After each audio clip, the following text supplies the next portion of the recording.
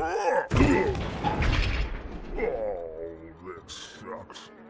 Do you remember Oddworld Stranger's Wrath, or the previously titled Oddworld Stranger Wrath of the Wild, that stylized OG Xbox exclusive cowboy bounty hunting game that's actually a spin-off set in the same universe of the popular PS1 game called Oddworld Abe's Odyssey, and also is the game that kind of resulted in Oddworld inhabitants closing their doors within the same year? Well, this video is going to be me singing its praises as well as criticizing its faults. I will be breaking down the gameplay, design systems, tone, how it holds up today almost 20 years later. Yeah, it's been that long. As well as why one of my favorite childhood games was a commercial disaster. So please do get ready for my retrospective of a game that deserved a better fate from what it got. If you do like the video, it would be amazing if you could subscribe. Or if you feel like I had missed out anything important or could do better, I would love to see your comments down below. Okay, before we talk about Stranger's Wrath, let's do a short backstory on the games before it. The first game that came out from Oddworld Inhabitants was Abe's Odyssey, a 2D puzzle platformer for the PlayStation and PC in 1997. This game featured their to-be most beloved character, Abe. The game was filled with dark humor, gloomy looking environments, and had this overarching story about a comically evil megacorp full of vampire looking squid guys that were slaving a tribal species called the Mudokins, as well as turning them into snacks. Yeah. It was really well received and overall sold 3.5 million units, which was amazing for the team's first game, resulting in Abe being up there with the greats like Tomb Raider and Crash at the time. It was published by GT Interactive, which were famous for publishing many big games like Quake, Doom, Mortal Kombat Trilogy, and many more. This company will be important later on. First, however, I feel it's important I bring up the Oddworld quintology, as it was their main goal in the gaming industry. Sadly, we only got 2 out of 5 games in the original quintology, being Abe's Odyssey and Munch's Odyssey.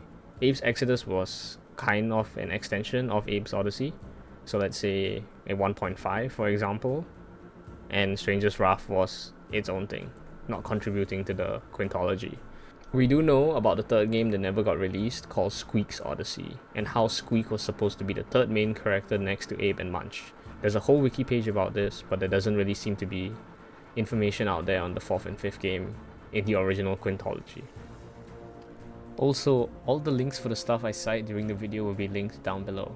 However, the series kinda got a reboot in 2014 with the new and tasty being a reimagining of Abe's Odyssey, as well as Soulstorm being a reimagining of Exodus, and now Soulstorm is part of the new quintology. Yeah, a bit confusing. Anyway, let's talk about the games we do know about. Their second game, being Abe's Exodus, came out in 1998 for both the PS1 and PC again this time. The game, however, was rushed as GT Interactive, their publisher, made them come out with the sequel within 9 months to be able to make it for the deadline of Christmas 1998. Damn, here I thought BioWare and Obsidian was having it rough with their 18-month deadlines. But that's a rant for another video. Back to Exodus, I think they were being rushed as physical games on Christmas was more of a big thing back then versus nowadays, at least from what I see.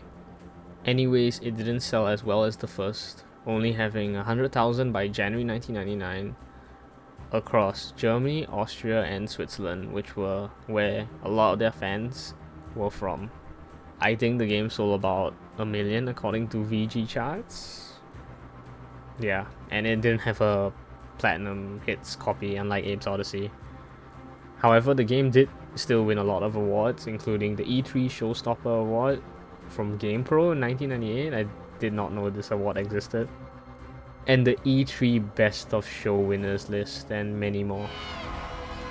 This leads me to a big turning point for Oddworld Inhabitants with their next upcoming game, set to release on 15 November 2001, Munch's Odyssey. There would be big changes happening to both the company and the game they were making. First of all, the game no longer being a 2D platformer, but a 3D adventure game, which the team had no experience yet as of the time, as well as a new protagonist for the game. However, Abe was still there, so I doubt that was too big of a deal.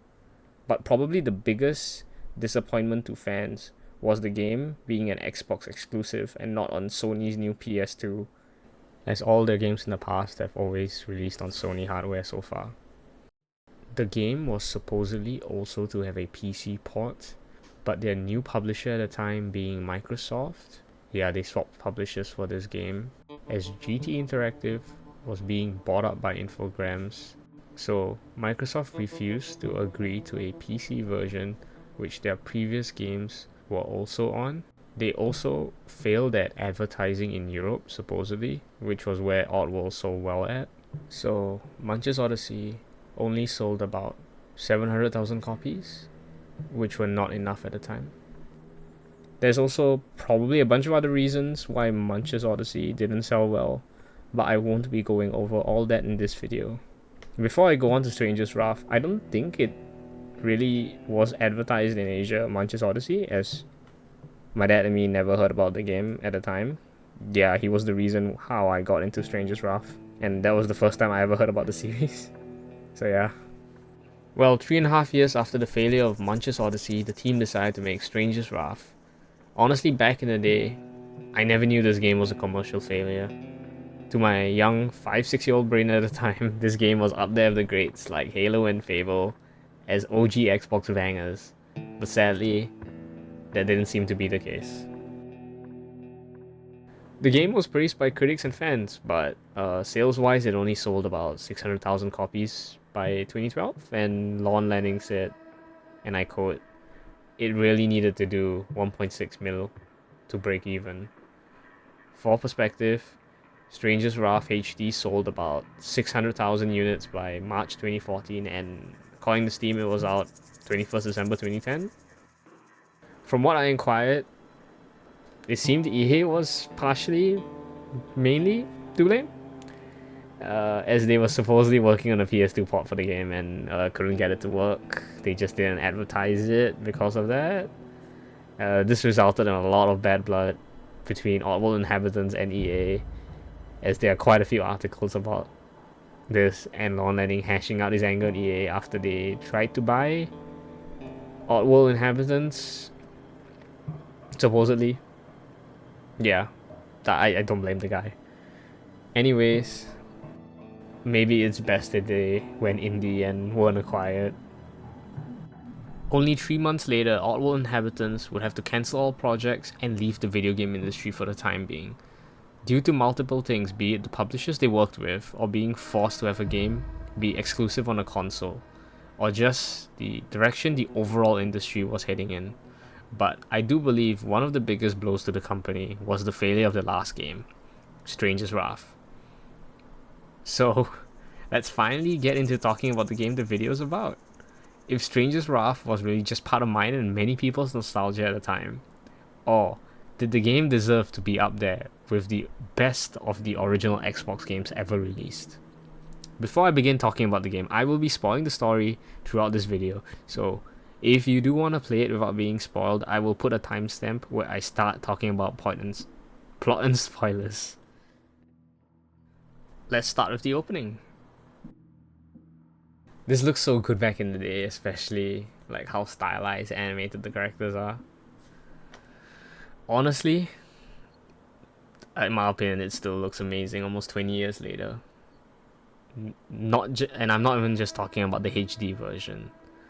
Even the original Xbox version looks great. Also, by the way, if you do see like horizontal lines in this recording, when I show the original Xbox version, I found out it's because my Xbox cables are kind of messed up. Yeah, I'm sorry about that. Anyways, after the opening cinematic ends, we get dropped into the tutorial. I'll be playing and capturing using the HD version on Steam, by the way, and some of it will be done on my PC and some of it will be done on my Steam Deck, as I wanted to show the more accessible version of the game on how it runs and feels on a PC as well as the Steam Deck. I also will show snippets of the original Xbox version like just now. I realized this midway of writing the script that if you get the GOG version of the game, the good old games version, you will get access to the PC port of the Xbox version, or a like PC with version that had the Xbox textures. I've not personally tested it, but I just wanted to put it out there. Okay, my main problem with the PC version is that the control scheme is kind of messed up if you don't own a 360 controller. You kind of have to use the Steam controller layout to make it playable on your controller of choice. However, you still kind of get the keyboard prompts, so you just have to press all the buttons to find out what's what. Yeah, it wasn't really an issue in my case, but I just felt like I had to point it out. So Stranger's Wrath is one of those games for those who have not played it yet. That's a hybrid third-person adventure game and a first-person shooter at the same time. In your mind, it might sound a bit weird, but it gels really well. And honestly, I can't find another game that I've played that has done it this well, combining both elements. Okay, so our main character here is going to be called the Stranger, and let's talk about how he controls. He can do double jumps, he can climb ropes both vertically and horizontally. While in third person mode, he can do a melee, which is a headbutt, or also a 360 spinning attack where you can spam. Also, he has the ability to bounty up enemies, as you've seen. This can be done while in the third person mode. On the topic of bountying, let me explain how it works. So, to successfully bounty your target, you're going to have to attack the enemy till he gets 3 yellow stars on their head. And then they'll be knocked out for a set amount of time, and you have to hold down a button for the stranger to suck them up into his bounty bag. If you take too long, they will eventually get back up, and you have to repeat the process. However, if you do too much damage to them, or use a certain animal type, that being mainly a lethal ammo type, they will be getting red stars. Just like that one Birthday Massacre song. Yeah, I had to make a niche band reference in a niche old video game, yes. Anyways, if they get 3 red stars, they will end up dying. You can still suck up their corpse, and the time to be absorbed is way less. However, the money you get is lesser. Oh yeah, speaking of money in this game, everyone calls it moolah. So you'll be hearing me say moolah a lot. I'll go get your moolah over at the bounty store, eh? Okay, onto the first person mode. Throughout this game, you will only be using the Stranger's arm crossbow. However, it's a pretty damn cool crossbow. In the sense, he doesn't use regular ammo. It's more like a slingshot in the sense that he shoots certain small creatures, also known as live ammo, at his enemies. That does a variety of purposes. I'll be bringing up the different ammo types throughout the game as we unlock it. As of now, we have the chipmunk, which is pretty much a squirrel chipmunk thing. It's the equivalent of throwing a rock on object to distract your enemies in stealth games. When you shoot out the chipmunk, it makes a lot of noise and the nearest enemy will walk towards it to check it out. In the tutorial, you can get someone to walk on a ledge that automatically breaks. I think this only happens in the tutorial. I've never seen it happen anywhere else. So I might be wrong about this, but let me know if you don't know where else this happens. The next live ammo will be the Bolemite. It's pretty much a spider, and when you hit an enemy, they get webbed and you can bounty them without doing any damage. It is pretty much the best non-lethal option you got. This game also has basic stealth mechanics like line of sight, tall grass, where you can stand to stay hidden. However, there isn't stuff like a crouch or cover system. And honestly, I don't think this game really needs those, as the AI is quite easy to sneak up upon. Alright, next, after going up a lift, we get our next live ammo, the skunk. This is a non-lethal option as well. When you hit the outlaw with it, they start vomiting. And I didn't know this back in the day, but you don't have to beat them up after they get skunked. You just need to walk up to them and try to press the bounty button, and you just bounty them. Yeah, I learned that while like playing, getting footage for this video. We next get introduced to our first lethal option. Kinda lethal. I've never really used it to kill people. Anyway, they are called the Fuzzies. They are what we saw in the trailer, the fuzzy creatures with the big ass teeth. It can be shot directly at outlaws or used as traps. They were also in Munch's Odyssey. We also learn here that outlaws all can't swim, so if you knock them into the water, they just drown, but you can swim, so you just do that to get their moolah off them. Okay, one last live ammo for the tutorial, and probably the most used type in the game, being the Zapfly. It's like this electrical bug that charges up. While fully charged up, if you shoot the blue glowing points on the wall, you can activate them, or interact with them. Also, if you shoot regular enemies while it's fully charged up, you instantly knock them out for like the basic ones. And also having unlimited ammo for it, which is, really good. Also, next we learn that the stranger has to scavenge for his ammo, as seen by the critters walking around, usually from one spawn point to a despawn point. The Zapfly is great for knocking out the insects and collecting them. Next, a cutscene will play where one of these points pop up and we have to shoot it to extend the bridge. We get one last encounter for the tutorial. We make short work of them, obviously, and then we walk up to the town gate. Gots to take blisters to jail. Okay, we made it to the first town called the Glizzard Gulch. So now that we are in town, we can chat with the townsfolk that are this chicken-looking people called the Clackers. I just want to take a short moment to bring up that the character designs by this team honestly are so amazing. They're all like uniquely ugly in a great way though. Like you can see the Clackers like on their face. They at like the distance they're quite like innocent, cute looking, but when you start getting closer, you start to see they're honestly quite creepy. Even with like the Modokins in the first game, from far they're like this cute, innocent group of people, but when you see like their eyes and stuff, they're like bulging, or maybe it's like what I think is the skin texture of the models usually that kind of creep me out. Yeah, but honestly, the stranger, however, I think always looked cool ever since I was a kid. So yeah, just wanted to bring that up. Okay, back to the towns of the game. They are quite straightforward in the sense there's usually just a bounty store and a general store to enter. The rest of the houses are out of bounds for us. Some towns, however, have unique buildings that you can enter. Like for Glizzard Gulch, that would be the jail and the docks office. Personally, I would have loved like a quest to involve us going into a clacker's house, or just to be able to enter more indoor environments in town. We do kind of get a glimpse later in the game, but I'll bring that up once we get to it. Okay, let's head to the bounty store first then, to get our reward. While we are in here, you see that the stranger brings up that he's looking for the doc. This will be the first time he brings up his medical condition. It will be further explored later on. Well, it seems the doc is not in town, so while we wait for him to come back, we have to complete some other bounties. This is where the main gameplay loop happens, where you go to a town and have to complete a set number of bounties to forward the story. Before we carry on, going to the general store is usually where you can go to get new gear, upgrades for your equipment, or ammo. However, he won't sell anything to us yet, because we still have to bag Floyd first, our next bounty. So we exit town and get our bow back, but we have to regather all our live ammo. This only happens to you the first time you leave town for some reason. So we do a little platforming around the blown up bridge, and we get achievement. Nice.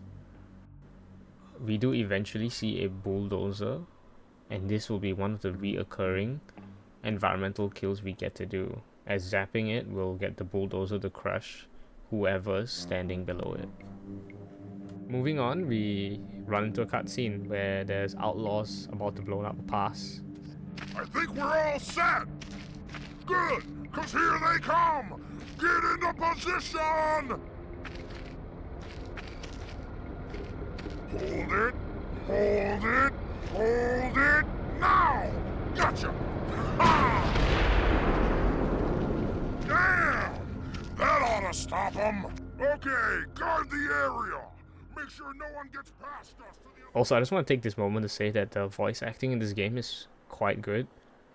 From the stranger to the outlaws and the townsfolk, all of them nailed the old western vibe pretty well. And while I was doing research for this, I found out that a lot of them are from the cast. I mean, a lot of the voice acting cast are the devs of the game. Like, for example, the voice of the stranger is Lon Lanning himself, which I think he did a pretty good job at voicing the stranger. Okay, we take out the outlaws on this side, we climb up, and we pick up some fuzzies before going over. Here you see some outlaws terrorizing some clackers. Take them out easy enough, and a clacker comes out to show us the way into a mineshaft that leads back to town. While he's doing this, Floyd just drops a bridge on him and absolutely explodes the guy into bits. I swear this game was T back in the day. I don't remember any other teen game on Xbox blowing people into mincemeat. Yeah. Anyways, first boss fight time. So when there's a boss, you get a health bar and stamina bar that shows up on the left hand side of the screen. For most bosses, you have to bring down their stamina to 0 to catch them. However, for Floyd, he's kind of a pushover, so you can just web him and bounty him. Easy game. The stranger hits a spin and does a one-liner after... Chump cash in time. Then a tunnel opens up and lets us get back to town. Okay, now through the shortcut, it leads us back like a dungeon in Skyrim, for example.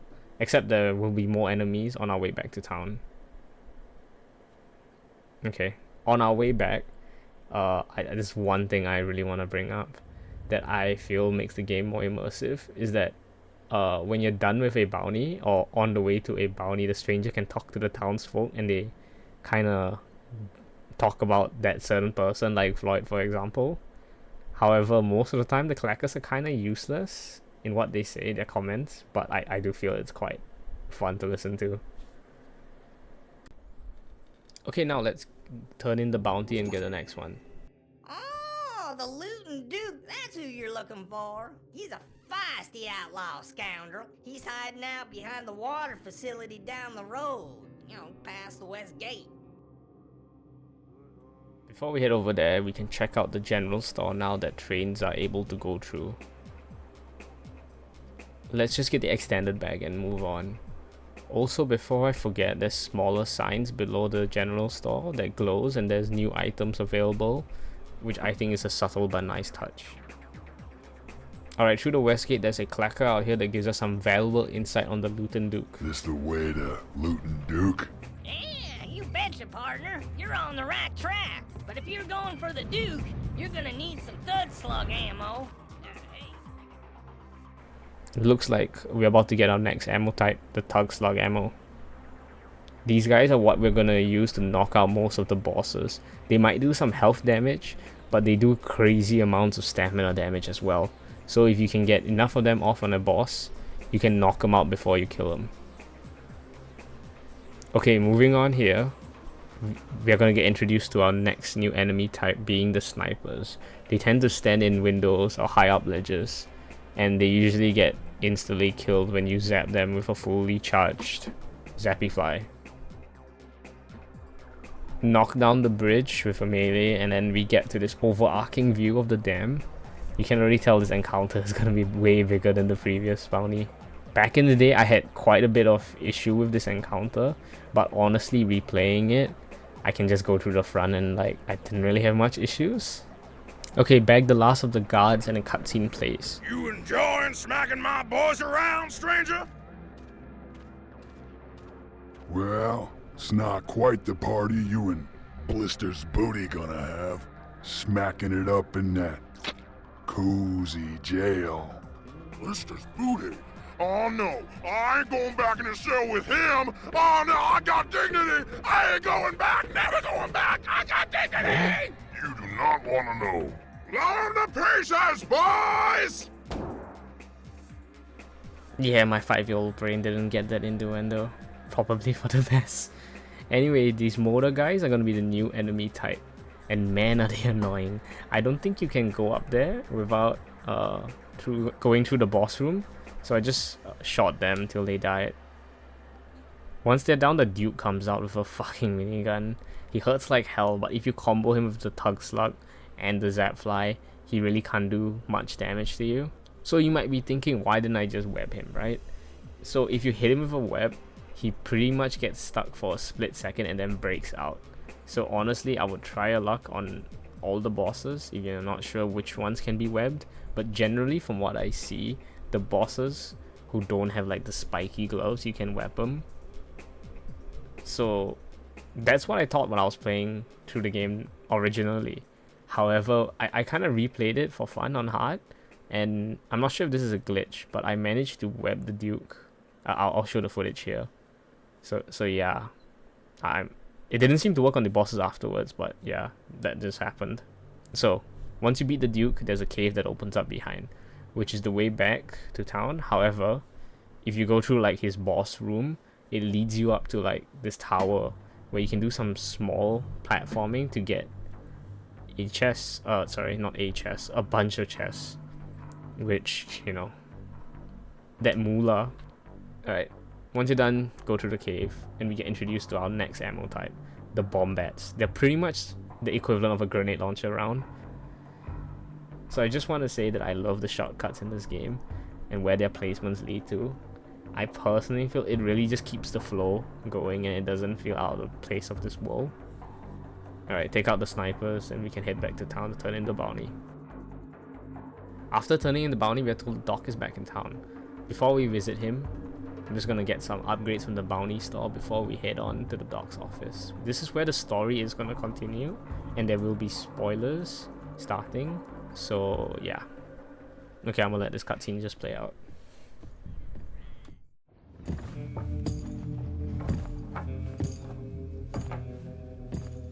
Welcome back. You'll be happy to see that I've worked up an ingenious approach to your, little problem. Right. Well, due to the unique nature of this case, the operation is shaping up to be rather complicated. Well, give or take a few grand. What? I ain't paying that. Right. Well, sorry to hear that, but I got a business to run.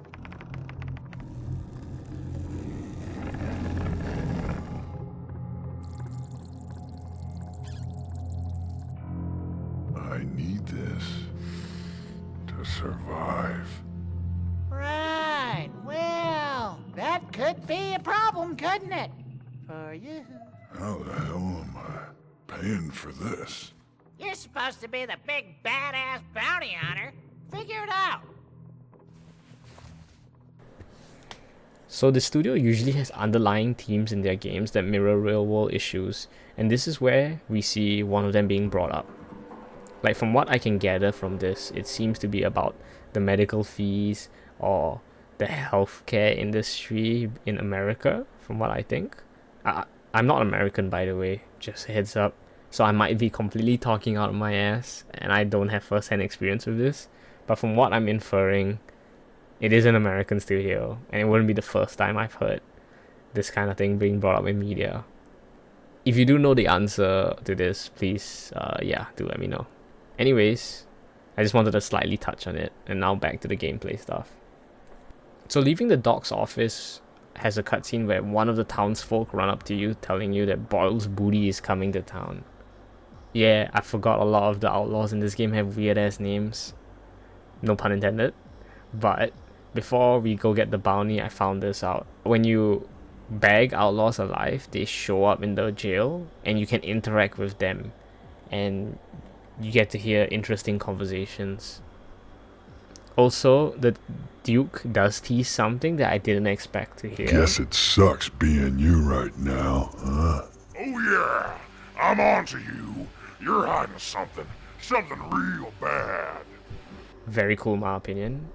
I'm finding this out. Okay, anyways, on to the bounty store. This encounter being fully non-lethal is going to be rough. You're constantly going to get shot at by Boyles and all the outlaws. It took me a few tries to get them all. So what seemed to work for me was I kind of like just pulled them into smaller groups, bountying one, running away and repeating, while keeping boils away from you. Something I forgot until later on is that from bountying outlaws, you get a little bit of stamina back, especially when they're still alive. Once it's just boils, I hit him with the same stun combo while throwing in some punches in there. Most bounties are honestly quite easy one-on-one. What happens next is a really nice touch. A bunch of townsfolk run into you to tell you how great you are for saving them. And they're so excited they keep bumping and knocking each other over. It's a hell of a funny sight to see. With that, we're done with the first town. Once I left, I got this bug that happens on the Steam Deck when you accidentally touch the screen, where you keep spinning forever. It gave me a damn headache. The speed of the camera, I'm gonna slow it down to show you, but yeah, I had to restart my game to stop the spinning. Also, I kinda realized the shadows while playing on the Steam Deck is kinda harsh on the character models. It might be due to the anti-aliasing I chose while playing, but to be honest, it didn't really bother me too much. And you can see the game has been running at a constant 90 throughout, so yeah, I would definitely say if you're on the Steam Deck, you should try this game out. So while we're on the bridge, a cutscene will play, with these two motor guys blowing it up and stopping our way from going back to Glizzard Gulch. They both then proceed to run away shitless when you realize you aren't dead, so you just beat them up and bounty them. Okay, on our way to the next town, we run into the farm. Now, when's that security guard gonna get here? Hey, that might be him. You clackers know of Well, it's about time. You must be the security guard here to pick up the farmer's money? Huh? Now listen up. He keeps his moolah up in the house. Hey, speaking of farmers, you seen his daughter Susie Ray? Now there's some feathers I'd like to pluck. Yeah, another innuendo I didn't get as a kid. I did not need that imagery to be put in my mind, honestly. Okay, but in all honesty, I don't really understand the section of this game. You kind of just impersonate a security guard, you steal a crap load of moolah off a farm owner, and he just runs around asking you why you're here. Also, I'm not sure if this is part of my imagination, but I swear I remember him calling you a pervert, or like shouting there's a pervert in my house, or I'm not sure. But yeah, this probably happened back in the original version of the game. I didn't get it to happen when playing Strangers HD. So yeah, on the way back to Buzzarton, you get to hear like the stranger make a remark on a bunch of those clackers. Keep birds. going down the road. Just giving money away. Okay. Following a bunch of dust particles, we reach our next town, Buzzarton. This town is way more old western looking, maybe because of all the sand flying around and the dust balls. Personally, I do like it aesthetically, but it doesn't have a jail here, so the whole interacting with your bounty after capturing them is now gone, sadly. Personally, I wish there was a jail in each town, as it kind of takes you out of the immersion in the sense like, where are all the live outlaws stored at? Are they just in a pocket dimension in the bounty store guy's bag? Anyways, cash in boils and we get our next bounty. This one is unique as it isn't much of capturing an outlaw, but rescuing one of the townsfolk. He apparently is in the old temple ruins, but to get there you gotta ask Professor Dimble that is in the general store to open the gate. Also, I didn't talk about the booths with the magical lady clackers that are in the general store, mainly because you interact with them and they show you a small glimpse into the future where you're super kitted out blasting enemies left and right. I was worried people might feel like that was a spoiler, so I saved it till now. But as a kid, I always got super excited when I saw how powerful I was gonna get personally, and I think the visions are a really great addition for getting you hyped for things to come. Heading through the gate, we get our machine gun equivalent, the Sting Bees, These guys only do health damage, and you're able to carry a lot of them, so don't be shy in spamming at enemies if you're not trying to get as many of the outlaws as you can alive. Thus, I don't really use them until later on. Here, we also get introduced to a new enemy type, the Armored Outlaws. You can't web them, so you gotta hit them with Tug Slugs or zap them to capture them alive. Just keep your distance and they can't really do much. There's a cutscene eventually where a camera pans up to the temple looking structure that seems to be where they're keeping Eugene. I also like how I said too long ago I'm trying not to kill the outlaws, but I'm sorry, when I see red barrels in video games I just gotta blow them up. It's just the thing you do. We finally get our last life ammo sorta. There's an exception later on, but out of the main ones, the skunk bombs are gonna be our last one. Moving on, there's this really weird jump you gotta do. I keep messing it up because I don't want to land on the vision cone of the guy, but as soon as I went in, everyone kind of got alerted, so yeah, I just blow them up. Here's one of my most memorial sections as a kid, running up the construction site. Back then it felt like it just kept on going higher and higher, and I don't think many games at the time had the whole verticality thing. Also, I realized the sniper outlaws reminded me of sniper jackals in Halo 2, especially on the second mission of the game.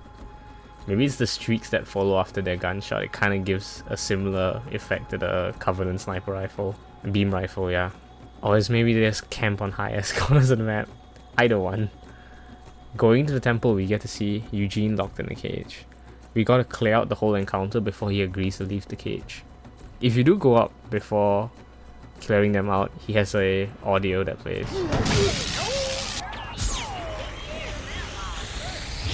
I also don't think he can die, technically, because you need him for a future section of the game, so don't worry about that. Okay, we free Eugene and he hits us with a law dump. Now how do we get out of here? Ah, funny you should ask. You see, beneath that Guardian statue lies the secret catacombs of the natives and a way out. You'll notice their stories painted on the walls. Interesting, actually. The fools thought they was cursed by a demon. Call it the Octoguy. They believed it killed their Steve Guardian and stole their water. Of course, someone probably just got up and shot their Steve, and when the dam got built, that's what took their water. Bunch of superstitious, silly little shits. Yeah, it's time for some radical excavation. He then proceeds to desecrate the statue and shove us down there. Yes. By the way, for those who are perceptive enough, the statue face kind of looks familiar. I'm sure it's a coincidence. Anyways, the natives here are kind of all afraid of us and they won't talk to him. Also, there's a hidden treasure here that I didn't realize back in the day. You gotta kind of like go around and jump and hit down the fence, then eventually you had to go back up.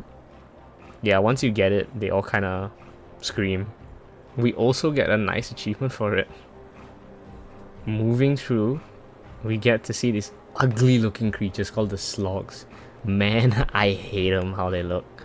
They're like this bipedal, hairless, faceless minus the giant maw, dog-like creatures that attack you. You can't even bounty them, so you just shoot your lethal ammo at them if you gotta. Back in town into the bounty store, our next bounty is Yo Mama. Yeah, it kinda tells the age of the game. Even you're alone, and if you press the interact button, stranger will make a bunch of Yo Mama jokes. Gotta bag Joe Mama. So now at the sewer gate, we have to get the NPC to let us through. Afterwards, you kind of just fight through a bunch of slogs and carry on doing some parkour, and eventually you get through like this pain in the ass sewer level. Personally, I really do not like this level at all. I feel that it's maybe it's just the slogs. I hate them, man. I hate them. But yeah, there's a bunch of environmental kills you can do if you knock them into the blades and stuff. I never did it, but yeah. Okay, so once we're up out of the sewers, this is a small group of outlaws, and then we can easily deal with Yo Mama. So the Joe Mama fight. This fight is a bit different as Joe Mama herself ain't so hard to kill, but if you want her alive, you kind of have to deal with interacting with the level, like going up the lift and shooting out the switch to deactivate the electricity from the cable so you can climb across. The problem is, while you're doing this, you're gonna get shot up by like a bunch of enemies. Yeah, it is quite the pain, and also I kind of realized that I wasted so much tug slugs on her trying to knock her out because I forgot that you can just web her. Yeah. So, my bad. If you actually do like climb up and web her, I think it's not so bad. Yeah, just web her, climb across, bounty. After you're done, you just gotta deal with her goons. We're introduced to this new enemy type during her fight. The machine gun outlaw. He's kind of similar to the regular one with the gun, except he's mechanically just a bit tankier, and his gun is full auto, so it hurts like hell. Character design wise, I think they look really cool with the mechanical body parts. Look like a cyborg counterpart of the average guys. You can use everything you use on the regular guys to get them, so not so bad. Alright, back to town. Once we cash in Joe Mama, our next target seems to have taken over the apple farm that we passed by. When we reach the farm, we see the bodies of the 2 clackers outside, the ones from the cutscene way before. Yeah, it seems like the outlaws have killed everyone on the farm. So, we have to sneak up and bag them. While we do that, let me talk to you about the achievement I completely forgot about before. So while you're here during your first visit, impersonating the security guard, the stranger can knock Farmer Beaks all the way to like apple crushing device, I guess? I don't know. And you can turn him to essentially what is a Mac Chicken Nugget. And you get an achievement called Farmer Hammer. Anyways, we bag all of the outlaws and head in to see Meagley. And he isn't by himself. So this boss fight is kind of a two-phase fight. One is while he rides Tiny, and yeah, the second one's by himself. The first phase is pretty much you can't get Tiny alive, so you gotta throw everything you got to kill him. That's the easiest way. And then he blows into bits, and then Meagley during his phase just runs away most of the time. If you want to take him down alive, you have to hit him with tug shots and the electric rounds. Honestly, shouldn't be a problem. Bag him and we're back to town. So personally for this fight, I really wish there would have been like a secret reward or something for getting Tiny alive. Like you get like maybe like double the amount like for a secret bounty, because honestly, having to kill Tiny kind of feels weird, where else you can kind of like bag all the other bosses in the game. I mean, technically he isn't really like the main outlaw, he's just like the mount. I mean, for lack of a better word. But yeah, personally, I feel like I wish there was a secret bounty from Tiny. Yeah, and Meagley's kind of a pushover, honestly, just running away and trying to kite you out, but he kind of sucks at that as well. So yeah, that's my 2 cents on the boss fight. I wish it was a bit better. The next guy is Packrat Palooka, which I found the word Palooka always funny as a kid. I never knew what it meant, so I finally looked it up. And yeah, I think they probably mean the former of the 2 words. Anyways, we have to talk to the informant. And this is where a memorable scene plays that I still remember from being a kid. Anyone's down here. Put 'em up where I can see 'em. Look here, I'm just looking for a fella. Goes by a Scuzz. Well, you found him. Now what do you want? I'm after Palooka. I needs to get in the junkyard. Palooka, huh? Well, to get that two-timing punk, you're gonna need a password. The password is... Whoa, did you just say? Yep, that's it. Get that double-crossing jackass. To be honest, I'm not sure what the words are, and they're probably just a bunch of swear words, but as a kid I found it so funny that it kind of stuck with me all these years later. Okay, so going on to the entrance, and the stranger kind of says the password differently. Here, for some reason it's a bit strange. But anyways, going in, it's honestly just gonna be a shootout all the way to Palooka. Halfway through, like there was like this bridge section where you can shoot it down, but then the outlaws keep raising it back up. It's super annoying. But I think what you're supposed to do is go down, like around, and then go up while dodging the motor guys. I think that's the whole like dynamic of this encounter, but I kind of avoided it by just spamming at them till they died, and then I just crossed the bridge. Yeah, it was a bit anticlimactic, but anyways. Also, this is the part where I notice the outlaws here are all having like this clown mask, which I think is really cool because I think they're only like this for Palooka, which I do enjoy. I really like the part where outlaws under a certain like bounty, be it like Palooka or something, have dressed up a different way from the generic one, so to differentiate themselves. I think that's pretty cool, even though like their moveset is completely the same. We are also introduced to this annoying enemy type here called the Suiciders. They are like the grunts from Halo. They have this explosive pack on them and then they run towards you. Except in this game, unlike Halo, they speed up when they get closer. And even when you web them, they blow up. So the only way to get them alive is you gotta web them or knock them out before they notice you or start charging, which is honestly quite annoying. So boss fight time. This fight is pretty much us powering down his shields to hit him. While we're doing this, he's going to be shooting heat-seeking rockets at us, where you either stand behind the fences or you double jump over them. He eventually reactivates the shields. We get another phase where he sends out some outlaws and there's 2 grenade turrets. You just boom bat them and take down his shields again. He then sends in a new enemy type, the Metal Outlaw, that has like a flamethrower. You're going to want to kite this guy out. I also had a minor audio bug while they were flaming me, but I'm not sure if the recording software picked it up. Eventually Palooka will jump down. I managed to knock him out with a sliver of health left and bagged him. The stranger then grabs the laptop and a cutscene plays. Alright, back in Buzzarton, we're at the bounty office and we get this pre-rendered cutscene. Well, it squares us up. There's this other thing you might want to take a peek at. What's it pay? Well, tell you what, let's give him a buzz and find out. Hey, hello, Mr. Secto? Yeah, this is the Buzzarton Bounty Store. I got a bounty hunter here and wants to have a word with you. Alrighty, here you go.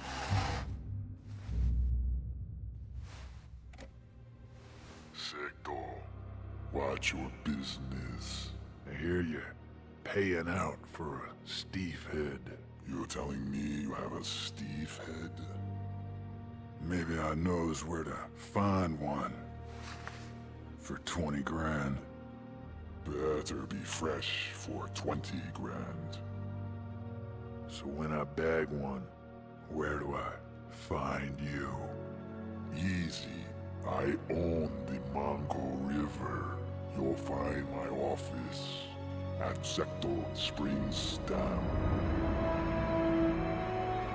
I'm always here.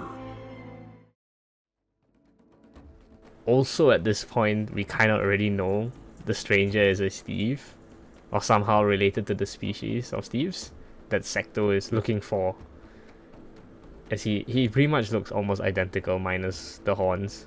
I feel at this scene the player is supposed to understand it, but as a kid I guess I didn't get it till way later on. Oops.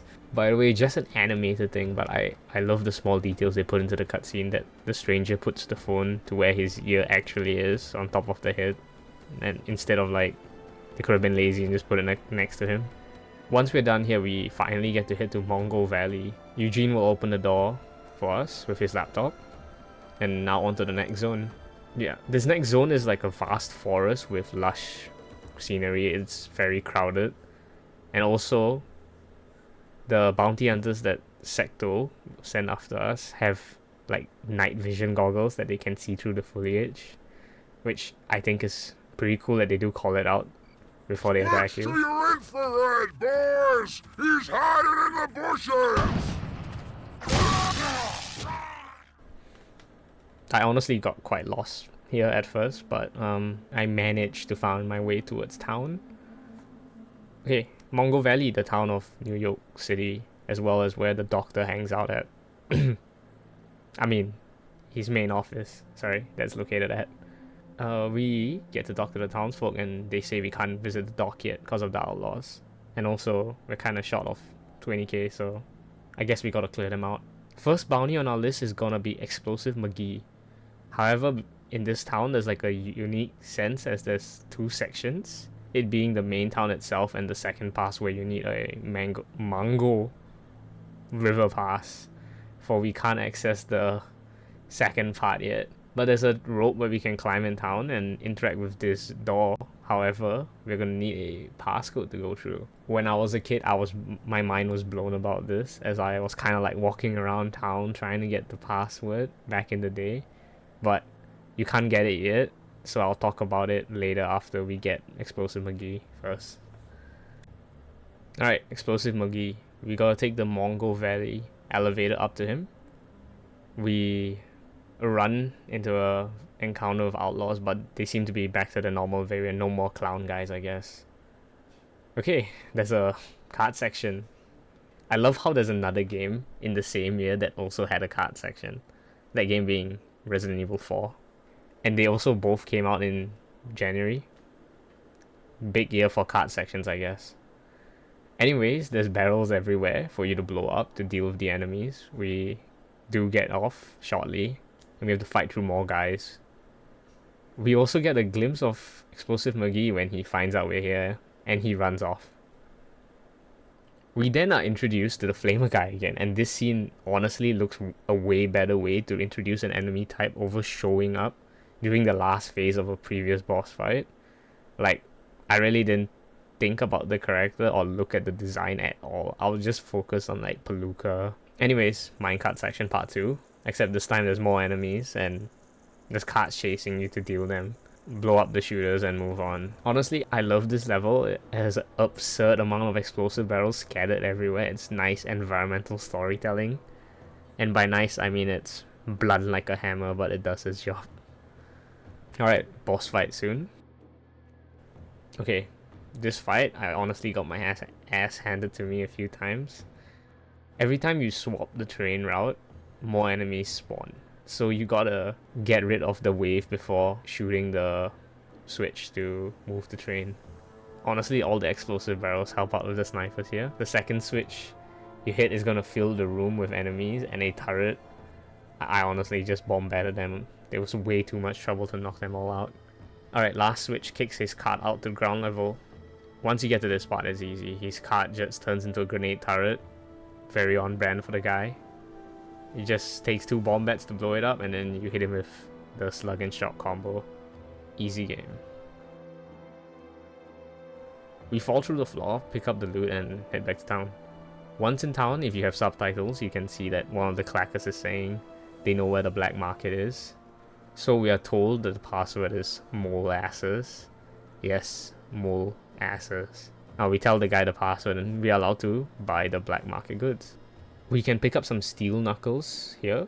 This increases your damage in first person, and also it's visibly shown in your character when you punch. Also pick up some boosters as well. The biggest thing here being the Bolomite upgrade. We can now shoot it out and it's an AoE instead of being single target, as well as having our last ammo being the sniper wasp. This will be very important later on, but we don't need it for now, so don't worry about it. After cashing in McGee, we're told to accept our next bounties. We gotta get a Mongo pass to go to Mongo Valley from the general store, so we head on over there to get one. So next bounty is Lefty Lugnuts. Quite straightforward bounty, however, you gotta talk to the Slag Hunter to learn the slag call to bait out Lefty. He's behind the general store. Talking to him says he won't teach us because a giant purple ass slag took him out of his prime. Probably explains the missing eye on him. Nice model touch. Okay, so we tell the guy we're heading to the Mongol wilds and the gates open up for us. run upstream and you see a whole lot of slags. And a big one as well. The model straight up glitched out on me. It's like the animator got too excited learning how to squash and stretch, or like the bone structure just broke. It's like going side to side. Honestly, I don't know why or how this happened. And it just like completely took me out of the fight. Yeah, anyways, once we're done, we head back to the gate we came from and the hunter teaches us the call. Now let's head down valley to Lefty. He's at the graveyard. Once we get close, a cutscene plays. Hey, I heard a slag. You're gonna have to fight my boys before you Okay, get we to deal me. with the goons and he shows up again. Quite a textbook fight, honestly, which is my main complaint for Stranger's Wrath so far. Like, most of the boss encounters feels like you clear out the minions and then the boss shows up for a bit, and then we nuke him down a bit, he goes back to hide, wave 2 of the ads, minions, whatever you want to call them. Except the difference being the boss is how you deal with them individually. They all kind of act a bit different, however, it's all quite the same feeling. So we hit him a bit more, and then Lefty finally jumps down to fight us. Hit him with the classic combo, bag him, easy boss, let's head back to town. Alright, the next boss, Elbows Freely, probably looks the most different than any of the other bosses so far. He's like more machine than flesh, which is pretty badass, honestly. So let's hope he gets a cool boss fight, right? Okay, head up the river pass where the slags were. You will know you're going the right way as you can hear explosives. We gotta swim over and clear the beach out. We pretty much just move up vertically, blow a bunch of people up, and the cutscene will play. Where we see Elbows is missing his back armor to knock him out. We gotta fully make use of this. So this fight is interesting in the sense, I guess. Like, it's a one-on-one, but we can't face tank him, which results in us having to jump up on the platforms and shoot him while he's back as turned. I guess in theory it was really interesting, like planning out a different boss, but in practice it's not that interesting, honestly. It's you're just giving him back shots. I mean, shooting him in the back, yeah. Honestly, like, in my personal opinion, I feel like this fight could have been a bit better, and an example would have been he could be like fully suited up, but the latches of his armor or something wasn't fully put on, so the stranger could like break pieces of his armor off with lethal weapons, be the bomb bat or like, yeah, the bomb bat I think would be the best, and then his armor breaks off on that part, and then you can start hitting him with like non-lethal weapons to knock him out. Or if you keep missing the open sections, you eventually wear down his health so much that you end up being forced to kill him. So that would incentivize players to have to, you know, aim at what's important. I mean, but that's also asking a lot for people in 2005 with an Xbox controller, especially those using the Duke. Yeah, that monstrosity of a controller. I have no idea how people aimed with it. I've only used the S variant, I think, back in the day. The last bounty here is Fatty McBoom Boom. Yes, his name sounds like a primary school insult, or I guess middle school if you're in America. I think that's the equivalent. But anyways, let's talk about the new upgrades we got at the black market. The Fuzzle and the Chipmunk.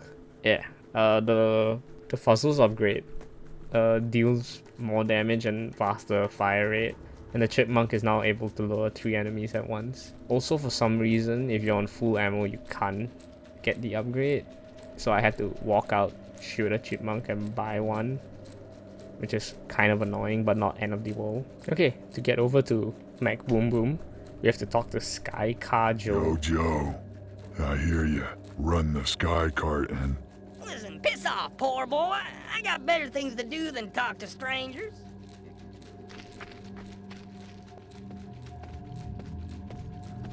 So you heard what the Five Fingers said to the face? What? Again? Okay, now that the strangers bullied him, he's gonna help us. Back to Mongo Valley? Mongo Valley. Yes. I swear I've been saying it completely different this whole time. We get on the sky cart at the pier, and it brings us to Boom Boom's gang. Fight through a few groups, we get another short minecart section. That's 3 minecart sections so far. Also, this is the point I learned that you can skunk the armored guys. I swear, it was like a eureka moment. I never knew this as a kid. Pretty useful, I guess, not just relying on the slugs to carry. We also start getting more unique enemies during this encounter instead of like the regular guys with the basic guns. And also the guys with knives returned. From the tutorial, I'm pretty sure they stopped showing up for a while. But yeah, they're pretty much a basic enemy, so nothing much to say about them. Anyway, Boom Boom's boss fight. And I swear he's an absolute lunatic. He either spams rocket at you, or he does his Omega Super Body Slam.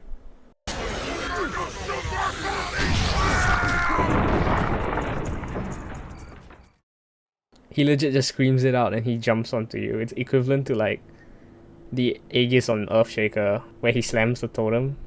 Yeah, the weird Dota reference, but I swear that was the first thing that came to my mind. I just like hide behind this big ass rock from the rest of his guys while I deal with him. Once he body slams, just unload everything onto him until he gets knocked out. Afterwards, you finish off the stragglers and you can head back to town to cash in the bounty. Time to finish buying whatever you want in town, because heading to the doc's office is a point of no return. Yeah, before we go, let's see what the magic lady shows us.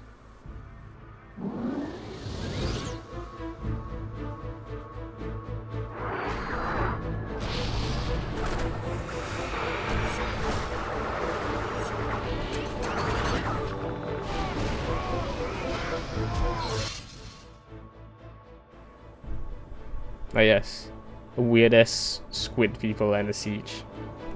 Let's go to the docks. Boy, you know where I can find the doc's office? Yeah, dock's upriver. Hop on the barge, I'll take you there.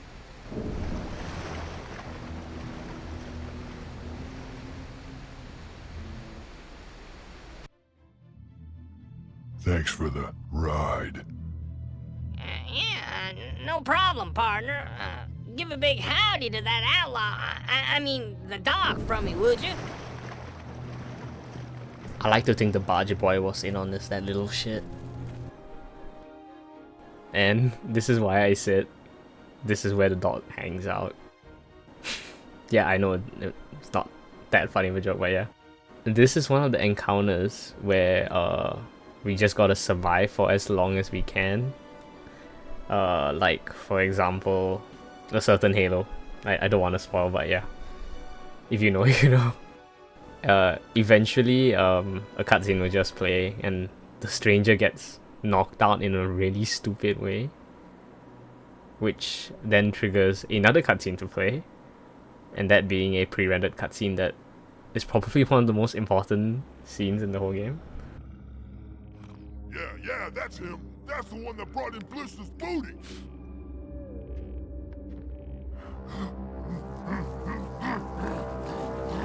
Well, if it ain't the big bad bounty hunter.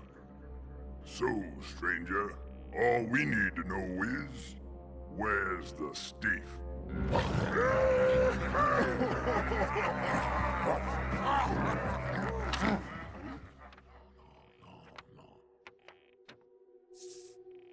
Hold it.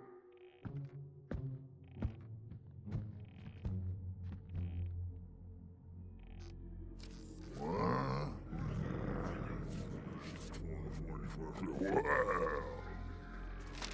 What the?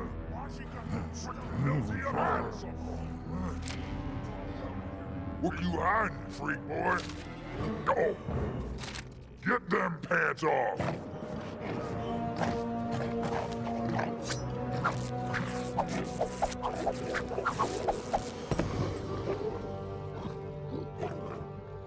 Is that what I think it is?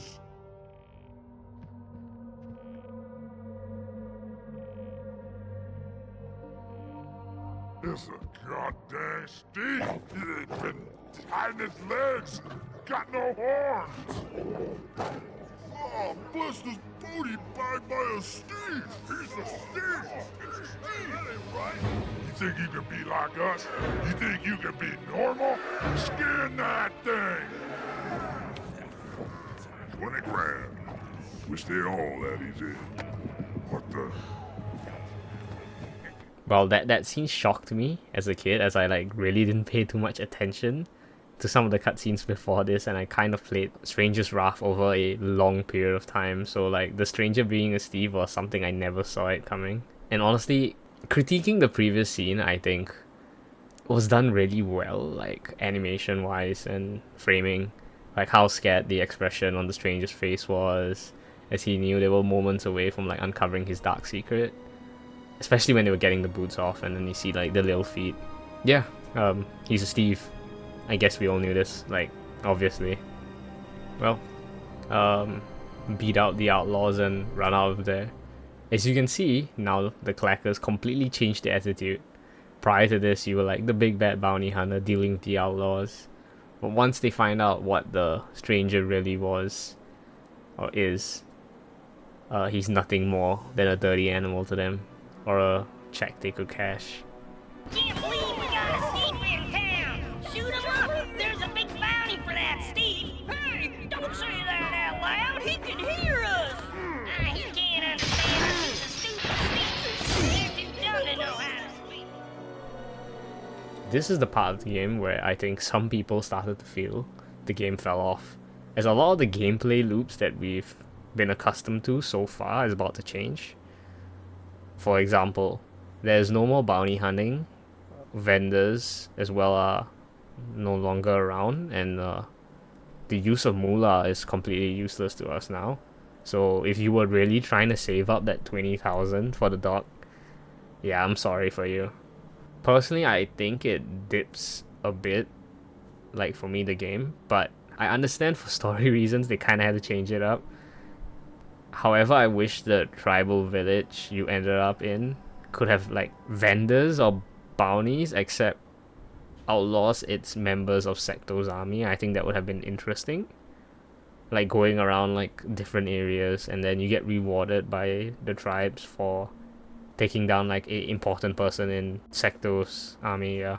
Anyways, we are in the village of the tribals now, and it seems like they were the ones responsible for saving us, and in return, they need help to deal with the people who has been oppressing them and taking away their lands and rivers. This scenario seems very similar to the previous games, like Abe's Odyssey and how the tribals were oppressed. I honestly think it's a recurring theme in a lot of their games. Also, they gave us the Steve armor, which honestly just looks like a Steve shirt and pants, but yeah, I'm not one to judge. Also, we get a brief cutscene telling us that bagging enemies are no longer gonna give us moolah now, like I said before, but now they are like food for our ammo, which is honestly kind of messed up. I never thought about that as a kid, like how making them like animal food. So I mean, yeah, so there's still incentive into bagging enemies alive or being dead, as like they give you more ammo. So non-lethal is still good to do, but honestly there's so much ammo to go around, you don't have to worry. Also, you might notice that the enemies are no longer outlaw looking guys right now. They are the Wolvarks, this bipedal otter looking guys. Right now we're just facing the regular variant of them, but I'll introduce the new units as we encounter them. So yeah, we'll be pretty much running around blasting bulwarks, and there's one thing I realized, that they look way more militarian, and their equipment seems to be way more kitted out than the outlaws, like visually and gameplay wise as well. They have turrets everywhere, they got proper looking equipment, they have like docks, unlike the outlaws whose equipment all seem to be strapped together, very improvised. All of them seemed kind of incompetent, the outlaws, or had like a bunch of incompetent people with them. Like for example, the stranger wouldn't have been able to knock out elbows or damage him at all if someone like put on his backplate for him. or like Palooka's super secret password immediately be given out to the stranger. I didn't even have to play the guy. Like if it was like, oh, pay 2,000 moolah, for example, to get a easy access into the camp, I would have given that a pass. But like, immediately snitched on him. But yeah. Okay, one thing I do like with the changes is the feels of what's at stake, in the sense that the stranger isn't just taking down a small group of outlaws for bettering himself, but a major corrupt organization, and now his motives is for an entire tribe of people, being the grubs. Okay, while I was making that comparison, we made it into the factory and we are introduced with a new enemy type, the slog handlers. They are these wool gruff with big ass backpacks with slags in them that if you take too long to take them down, they unleash onto you, and from my experience, I have not been able to shoot the slags that run at you. I hate these slags. I can't believe, like, of all the enemies they bring back, they brought back the slags.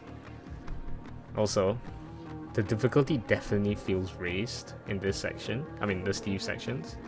I do die way more in this part of the game than any part, mainly due to the increased amount of enemies you have to deal with. We go through their toilet and we are introduced to the next new enemy while he's taking a poop. Very nice. Well, he's the equivalent to like a machine gunner of the outlaws and acts almost identical to them. I think he hurts a bit more though, but yeah. The next room kind of reminds me of the opening in Halo 1 when, for some reason, maybe it's the lighting and the benches, but yeah, we clear out the mess hall and we find our way into the warehouse. These set pieces also feel like they're part of a different game. Like a lot of the Wild West infrastructure has been changed to more industrial themes. Maybe that might have an underlying theme, like how back in the day cowboys were slowly being changed into the Industrial Revolution. I'm not too sure about that, but that's what Red Dead Redemption taught me. Yeah, that was my one takeaway from that game. Okay, finally fought our way into the cave, and we see the Steve boat as well as a T-post from the grub. Very nice. I don't know why that happened. Well, it looks like the village is under attack and we gotta help them out.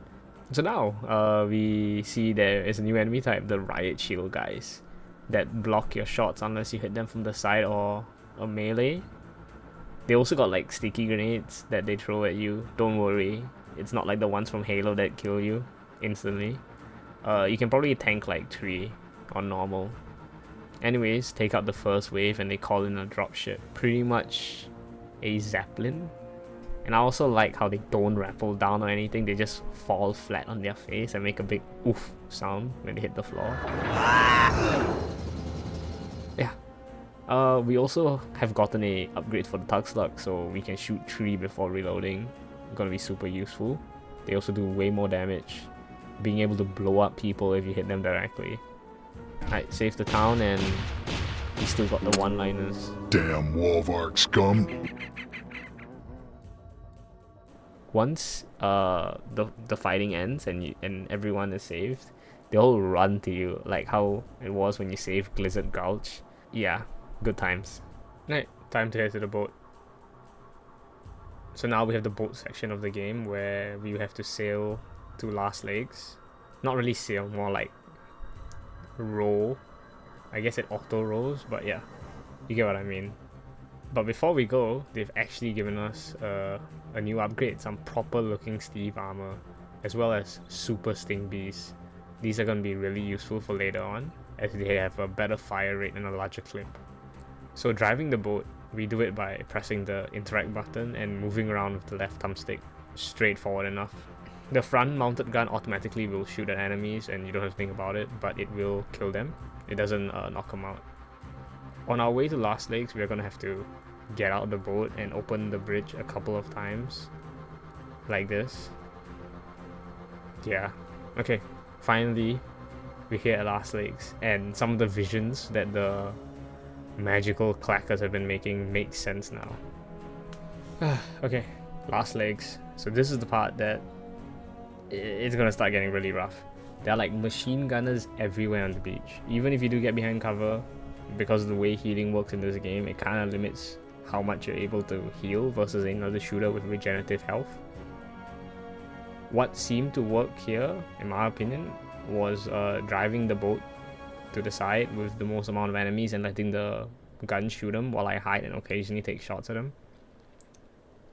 After you finally clear out the beach, this door will fly open and a bunch of enemies will come out and you have to fight your way through inland, and you will eventually get into so many encounters here. I'll just talk about like the main annoying one I had. So the really hard section where I got stuck for a few tries. It's this semi-open area with a bunch of wolvarks patrolling, and as you fight them, there are shooters on the ledges that start firing at you while you're dealing with the special enemies on the ground, like a bunch of shield guys, machine gunners, and worst of all, the slag carriers. Man, I hate the slags. They keep running around cover and getting me as I try to heal. It's quite the shit show, to be honest.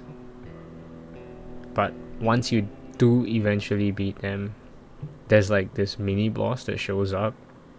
It's pretty much a giant metal ball that shocks you. Yeah, it looks very tanky, but it really isn't. A few bomb bats and slugs take it out easy enough. After all that, we reach the priestess lady. She thanks us and pretty much tells us that we gotta get the catapults back online so that they can support us when we reach the dam. And we are given this badass looking Steve armor before we leave, as well as Bombat Seekers and the Skunk Vacuum upgrade. The Bombats are, like the name suggests, heat seeking, and the Skunk vacuums all the enemies into an area before gassing them. Really useful. Finding our way to the catapults, the grubs charged with us, which I kind of liked. It was kind of cool, but honestly they didn't really do anything. They just ran past all the enemies and I had to deal with them. So yeah, cutscene plays. It looks like they cleared the way for us on the way to the final stretch of the game. Alright, Secto's Dam, the final stretch. This area, honestly, is kind of like my least favorite of the game, but I'll talk about it more when we get to the moments that I don't like. First, we have to open 2 gates and deal with the enemies there. Once we are done with that, we take the boat in. As the water level rises, yeah, you pretty much just clear out the group and then get back on the boat, and then the boat goes higher up in the dam. Personally, I really like the boat elevator as well, because like they could have very well just done a regular lift, but yeah, it makes it feel more like a dam. Also, it kind of reminds me of Wind Waker, at least from my memory. I remember like sections in the boat where the water goes up and down, but I might be confusing that, don't quote me. So we have to unlock another 2 locks before we get the main gate. When we do unlock them, the cutscene plays. These octopus guys we saw in our last vision, they are honestly quite pushovers if you kite them out. Quite anticlimactic, to be honest. They only seem to do like the spin attack once you're near them, and if you're too far away they just spit their goo at you, and usually there's more than enough time to break out of it, so it's not really a problem at all. Alright, pushing further through the level, we get to see the grubs are also charging in, even though they're kind of not really fighting in the same room as us, at least, but it kind of shows that the stranger isn't the only one here. Because in my opinion, I feel like there's like a fine line between having a really strong character and your enemies all looking like complete idiots, and I think honestly having the grubs with the stranger at the final level does help a bit, like even though it's not like mechanically there, but like in storytelling wise, I feel. Aesthetically, I kind of like this area. I think it's quite cool. Like, it's very super villain based, than a simple dam. Like, they had got propagandic signs all around, as well as giant banners of Secto's logo. Yeah, we eventually get attacked by another one of those squid bosses, but it runs away once it drops its health to 80%. And we gotta fight our way through more enemies and get to it again while it shows up in a room with like the mincers. We kill it and move on. Honestly, I wish this guy's kind of had like different kind of squid monsters, or at least like different attack patterns instead of just spitting goop on you while slowly approaching, because there's gonna be a few more of these guys. Like, for example, it could have like ability to shoot ink on you, covering your screen, as this game already has like a screen hurt effect when you get cut by a melee attack, so adding a goop blinding thing wouldn't be too much harder, I feel. Okay, we finally reached the part that I absolutely hate. I hate this part so much. So you pretty much have to run to the end while the timer counts down, so no big deal. A lot of games have those, like Resident Evil for example, right? However, in this one, you cannot stop to deal with the enemies. You kind of just gotta ignore them and keep running all the way while getting shot. If that's bad enough, the part with the snipers, oh man, they hit all their shots, okay? So after dying multiple times, I figured out how to do it. So from the start, right, you just do like a normal run, and there's a slope on the 3rd floor, and then from there you jump across the building to the other one, and then do your run to the usual part right before the snipers. I usually try to bag like 1 or 2 enemies on my way up this corridor to get my stamina and health back.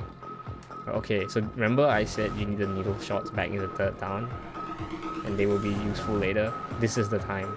You need them to take out the snipers before you get there, so you can run up all the way. It's okay. I did all that, right? Only for my game to glitch on me and not let me in. I don't know what happened. The animation just stopped, and I was on the outside, and I was like, wait a minute, I don't remember this happening. So I had to redo everything again, and then this time I made it through. Yeah.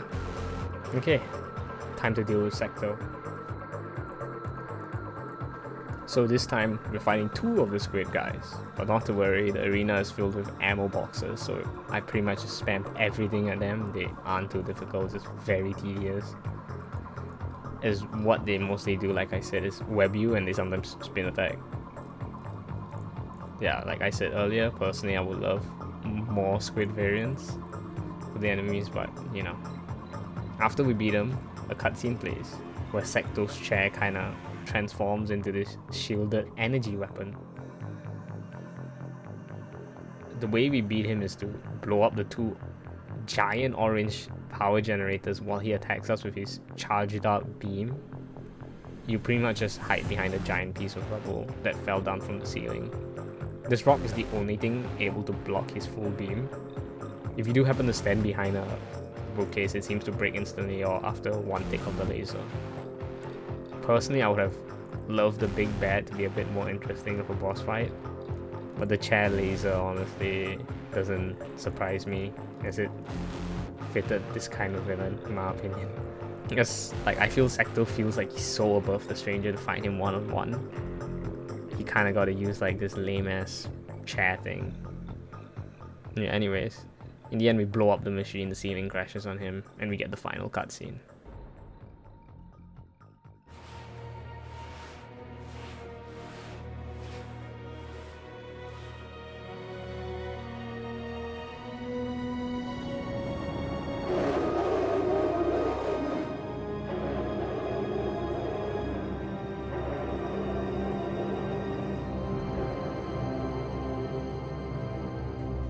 What was that? Steve! Steve, they're kicked, Verdi! Steve! Steve! Steve! Steve! Steve! Steve! Steve! Steve!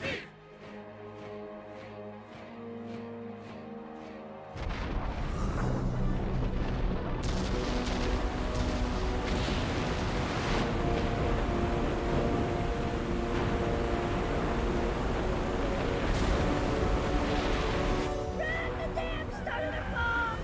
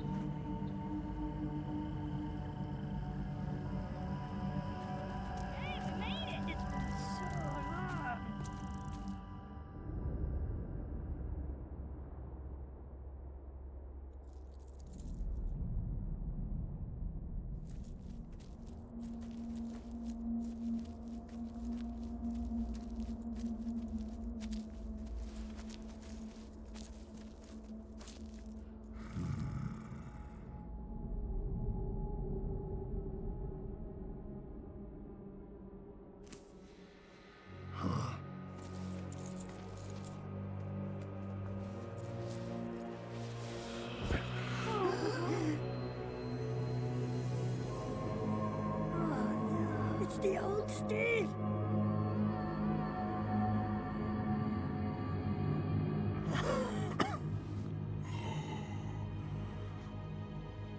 Is the water free?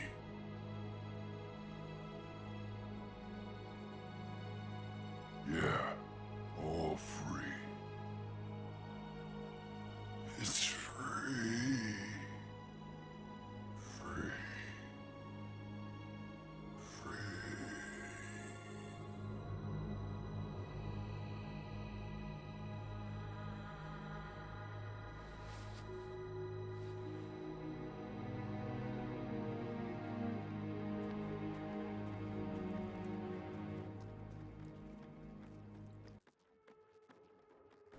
So, the ending personally, I think, is an okay ending. We find out what happens to like the old Steve that was protecting the grubs. Secto seems to have been like a parasite controlling his body. And I'm guessing the horns that were on the wall without the head was from the old Steve. Personally, I would have loved to have seen what the stranger was up to slightly more in the future after the events of the game, as it kind of felt abrupt where Secto gets away and has to restart his empire, I guess, or tell the rest of his people what happened here. But overall, I think it was a decent ending for the time. Maybe because I hope one day we get a sequel or something involving the stranger. I wouldn't mind a prequel either, to be honest. Like, for example, it could be something about how the stranger was growing up as a Steve with the Steve people and how they slowly started getting hunted, and he had to start going into hiding and disguise himself in the current outfit we see him today. I think that could be pretty cool, and maybe the game could end with him finding out about the doctor and the surgery he's going to do. Something along those lines. I think it would be pretty cool. Alright, now that the game is over, I would like to give my overall rating to this game and about how I feel about it almost 20 years later. Personally, the story is quite on the subtle part throughout most of the game, just giving small hints or crumbs of information mainly after the first town. It has its twists and turns, I feel, with the stranger's identity, for example, and how it gets revealed, like him coming to terms being a Steve instead of trying to hide or change himself to be accepted in the main society. Also, Secto controlling a Steve's body, the thing he seems to hate the most, as his choice of host, is quite the hypocritical duality which I like, because I feel it, fits the big bad. Gameplay wise, I feel the mechanics in this game, as I said before, gel really well. I do wish there was a bit more enemy variety with the bosses, especially with the squid bosses at the end. I do feel the bounty hunting section, which is like 2/3 of the game, felt better versus the Steve section, as the stranger's toolkit felt better used in that scenario. I also did like how the towns felt, as well as the RPG-like mechanics with the item and character upgrades. Overall, I'm really glad we got a HD port of Stranger's Wrath, so that many more people have been able to experience this gem of a game so many years later. Other than the small graphical and audio bugs I had, I think this is the definitive way to experience Stranger's Wrath, and I would highly recommend it to anyone who has yet to try it or played the original version back in the day, as like a playthrough of this game isn't that long. It's about 8 to 10 hours, so yeah, I would say give it a try. Again, I do honestly hope to see a sequel, even though it's very not likely, but I can dream, especially since even after the disaster of the original Stranger's Wrath, Oddworld inhabitants are still making games today, like the new and tasty and Soulstorm. So yeah, thanks everyone if you've gotten this far in the video. It took a lot of work for me to do this, like writing the script and researching. And if you did like the video, hope you would subscribe or comment what you liked about it, or what I could do better, as this is my first retrospective and I've still got a lot to learn, I feel. Also, I'm probably gonna do a video on iNinja, Prince of Persia, The Sands of Time next. Either one that I feel like, I guess. I'll probably try to get it out by early next month. So until next time, I guess. Thanks again.